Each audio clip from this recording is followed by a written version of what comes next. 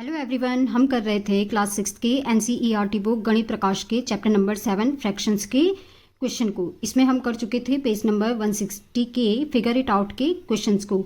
आज समझेंगे mixed fraction. आज का हमारा टॉपिक है mixed fractions. Fractions greater than 1 means ऐसी फ्रैक्शन जिनमें हमारे पास 1 यूनिट से ज़्यादा होता है। तो देखते हैं कैसे। You marked some fractions on the number line earlier. Did you notice that the length of all the blue lines were less than 1 and the lengths of all the black lines were more than 1? तो हमने figure it out में कुछ questions किए थे या उससे पहले भी कुछ क्वेश्चन किए थे जिसमें कि हमारे पास ब्लू और ब्लैक लाइन को हमें बताना था कि नंबर लाइन पे इनकी लेंथ कितनी है। तो वहाँ पे हमने देखा था जो ब्लू लाइन की लेंथ थी वो थी less than 1 and black line की लेंथ थी more than 1. Write down all the fractions you marked on the number line earlier. Now let us classify these in two groups. Lengths less than 1 unit, lengths more than 1 unit. तो हम देखेंगे कि हमारे पास less than 1 वाली कितनी unit हैं और more than 1 वाली कितनी यूनिट हैं जो कि हमने पहले क्वेश्चंस किए हैं। तो ये हमारे पास देख सकते हैं आप। फर्स्ट जो हमने देखी थी ब्लू लाइन में जो हमने मेज़र किया था वो थी 1/2 और यहाँ पे हमारे पास ये 1 यूनिट यहाँ पे कंप्लीट हो रहा है। तो ये हमारे पास जो 1/2 है या जो ये ब्लू लाइन की लेंथ है वो 1 से कम है। तो पहली फ्रैक्शन है हमारे पास इसमें 1/2। फिर दूसरी फ्रैक्शन देख लीजिए, यहाँ पे हमारे पास जो 1 यूनिट है वो 3 इक्वल पार्ट्स में डिवाइड थी और जो हमने यहाँ पे ब्लू लाइन की लेंथ देखी थी वो थी 2/3 और हम क्लियरली देख सकते हैं कि 2/3 भी हमारे पास लेस देन है 1. फिर हमने नेक्स्ट देखी थी 2/5 एंड 4/5 और हम क्लियरली देख सकते हैं कि 2/5 and 4/5 is also less than 1. तो यहाँ पे हम उन फ्रैक्शंस को लिख लेते हैं जिनकी लेंथ की हमारे पास 1 यूनिट से कम है और अभी हमने देखी है वो फ्रैक्शन थी हमारे पास। फर्स्ट फ्रैक्शन थी 1/2, सेकेंड फ्रैक्शन थी 2/3, उसके बाद 2/5 एंड 4/5. अब हम देखेंगे लेंथ्स मोर देन 1 जिसमें कि हमारे पास ब्लैक लाइन में लेंथ थी और वो 1 यूनिट से ज़्यादा थी। यहाँ पे भी आप देख सकते हैं जो हमारे पास ब्लू लाइन में लेंथ है वो है 1/2 मीन्स लेस देन 1 यूनिट और जो हमारे पास ब्लैक लाइन में लेंथ्स हैं वो है हमारे पास यहाँ पे फर्स्ट 3/2 और 3/2 है 1 से ज़्यादा। देखो 3/2 1 के बाद है फ्रैक्शन और इसकी लेंथ 1 यूनिट से ज़्यादा है। 3/2 की लेंथ 1 यूनिट से ज़्यादा है। इसी तरह से हम आगे क्वेश्चन नंबर 5 में भी देख सकते हैं कि हमारे पास नेक्स्ट ब्लैक लाइन की लेंथ है वो है 6/5। क्लियरली हम देख सकते हैं कि ये भी है हमारे पास 1 यूनिट से ज़्यादा। इसी तरह से 7/5 है 1 यूनिट से ज़्यादा। 8/5 एंड 9/5 भी है हमारे पास 1 यूनिट से ज़्यादा। अब हम यहाँ पे लिख लेते हैं उन लेंथ्स को जो कि हमारे पास क्वेश्चंस में 1 यूनिट से ज़्यादा हैं। तो वो लेंथ्स हैं हमारे पास 3/2, 6/5, 7/5, 8/5 एंड 9/5. अब आगे यहाँ पे दिया गया है Did you notice something common between the fractions that are greater than 1? आप क्या इन फ्रैक्शन में कुछ नोट कर रहे हैं सिमिलर जो कि हमारे पास 1 यूनिट से ज़्यादा है। चलिए देखते हैं आगे इन्होंने क्या एक्सप्लेनेशन दिया है। In all the fractions that are less than 1 unit, the numerator is smaller than the denominator. While in the fractions that are more than 1 unit, the numerator is larger than the denominator. यहाँ पे हम देख सकते हैं जो हमारे पास fraction जिनकी length हमारे पास 1 यूनिट से कम है उनमें न्यूमरेटर, जैसे कि 1/2 में न्यूमरेटर है 1, डिनोमिनेटर है 2, तो numerator is less than to denominator. यहाँ पे देखिए 1 छोटा है 2 से, होता ही है, 2 छोटा है 3 से, फिर यहाँ पे 2/5 numerator is less than to denominator, and also in 4/5 numerator is less than to denominator. या हम लिख सकते हैं numerator is less than to denominator. अब इन फ्रैक्शंस को हम ध्यान से देखते हैं। लेंथ्स मोर देन 1 यूनिट, तो यहाँ पे देखिए जो हमारे पास न्यूमरेटर है 3 और यहाँ पे डिनोमिनेटर है 2, तो numerator is greater than to denominator. In also 6/5 numerator is greater than to denominator. यहाँ पे भी हम देख लेते हैं 7/5 numerator is greater than to denominator.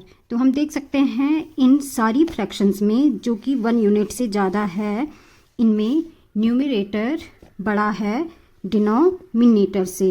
या हम लिख सकते हैं numerator is greater than to denominator. अब आगे देखते हैं। We know that 3/2, 5/2 and 7/2 all are greater than 1 unit. अब हम इजीली बता सकते हैं कि ये 3/2, 5/2, 7/2 1 यूनिट से ज़्यादा है। हमने इसे नंबर लाइन पे ऑलरेडी इस टाइप की फ्रैक्शंस को देख लिया है, और हम इस तरह से भी देख सकते हैं in all these fractions numerator is greater than to denominator. But can we see how many whole units they contain. क्या हम बता सकते हैं कि इनमें कितनी होल यूनिट हैं इन फ्रैक्शंस में। जैसे यहाँ पे एक फ्रैक्शन दी हुई है 3/2, तो इसे मैं इस पेज पे भी लिख देती हूँ समझाने के लिए। 3/2 इज इक्वल टू, हम लिख सकते हैं 3/2 का मीनिंग हम पहले भी समझ चुके हैं। इसका मतलब है 3 टाइम्स 1/2 मीन्स हमारे पास 1/2 तो है, लेकिन कितने टाइम, 3 टाइम्स। तो इसको हम लिख सकते हैं 1/2 प्लस 1/2 प्लस 1/2। और अगर हम इसे कुछ पिक्चर्स के थ्रू समझना चाहें तो ये इस तरह से आप समझ सकते हैं कि हम जानते हैं ये है हमारे पास एक सर्कुलर फिगर का आधा, तो ये हमारे पास 1/2 यानी एक 1/2, ये हमारे पास हो गया दूसरा 1/2, और ये हो गया है हमारे पास तीसरा 1/2। इस तरह के फिगर हम पहले भी बुक में देख चुके हैं। तो ये देख सकते हैं हम कि अब हम अगर हमारे पास 3 टाइम्स 1/2 है तो हमारे पास यहाँ पे होल यूनिट्स कितनी होंगी। तो हम क्लियरली देख पा रहे हैं कि 2 1/2 मिल करके हमारे पास 1 यूनिट को कंप्लीट कर दे रहे हैं, और एक बच जाएगा हमारे पास यहाँ पे हाफ। तो हमारे पास कितनी होल यूनिट हो जाएंगी, तो ये हो जाएंगी हमारे पास होल यूनिट 1/2 और ये 1/2, 2 हाफ मिल करके बन गए हैं हमारे पास 1 और प्लस 1/2। और इसी को हम इस तरह से भी लिख लेते हैं 1 होल 1/2। अब इसी तरह से हमें एक्सप्लेन किया गया है 5/2 को। तो 5/2 को भी हम यहाँ पे समझने की कोशिश करते हैं। 5/2 का मतलब है 5 टाइम्स 1/2, मतलब हमारे पास यहाँ पे कितने 1/2 होंगे, 1/2 प्लस 1/2 प्लस 1/2 प्लस 1/2 प्लस 1/2। और अगर आपको पहले एग्जाम्पल आपका ध्यान में हो तो आप बता भी सकते हैं इसमें कितने होल हैं, या आप फिगर से देखना चाहें तो देख सकते हैं कितने हाफ हो गए हैं। ये हो गए हमारे पास 2 हाफ, ये हो गए हैं हमारे पास 4 हाफ, और ये हो गया है हमारे पास एक और हाफ। तो ये है हमारे पास यहाँ पे 1 2 3 4 5 हाफ। इन्हें अगर हम मिला लें तो देख सकते हैं हम 2 हाफ मिल करके 1 होल को कंप्लीट कर रहे हैं। तो हमारे पास 2 हाफ से मिलकर के 1 यूनिट कंप्लीट हो जाती है। तो इसे हम लिख सकते हैं यहाँ पे 1/2 + 1/2 1 plus 1/2 + 1/2 1 plus 1/2 is equal to 2 + 1/2 means 5/2 में हमारे पास होल आएंगे 2 और फ्रैक्शन बच जाएगी 1/2। तो ये हो जाएगा हमारे पास इज इक्वल टू 2 होल 1/2। अब यहाँ पे हमारे पास आई नो 1/3 + 1/3 + 1/3 मीन्स कितने 1/3 मिल करके 1 यूनिट को कंप्लीट करेंगे या 1 होल को कंप्लीट करेंगे। तो हमारे पास जैसे कि 2 1/2 मिल करके 1 यूनिट को कंप्लीट कर रहे थे, इसी तरह से 3 1/3 मिल करके हमारे पास 1 यूनिट को कंप्लीट करेंगे। If I add 1 more 1/3 I will get more than 1 unit. So 4/3 is greater than 1।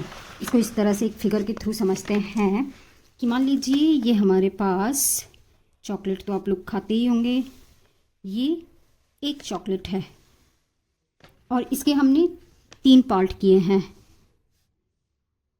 और हमें इसके पार्ट्स करने के बाद भी तीनों के तीनों पार्ट हमें मिलते हैं। मतलब इस चॉकलेट के हमें 3 हिस्से किए गए इक्वल, ये भी 1/3 है, ये भी 1/3 है, ये भी 1/3 है और तीनों 1/3 हमें मिले हैं। 1/3 + 1/3 + 1/3। अब हमारे पास एक दूसरी चॉकलेट भी है और दूसरी चॉकलेट को मैं यहाँ पे बना रही हूँ इसके नीचे। और जो दूसरी चॉकलेट है हमारे पास उसके भी 3 इक्वल पार्ट्स किए गए हैं, लेकिन जो दूसरी चॉकलेट है हमारे पास उसके हमें तीनों पार्ट नहीं दिए गए हैं, उसका हमें मिला है केवल एक पार्ट। ये 2 पार्ट हमें नहीं मिले हैं। मीन्स यहाँ पे हमें एक चॉकलेट है, उसके 3 हिस्से किए गए और तीनों के तीनों हम ही को मिल गए हैं। लेकिन जो दूसरी चॉकलेट थी वो हमें पूरी नहीं दी गई है, उसमें से हमें केवल एक हिस्सा दिया गया है, ये 1/3।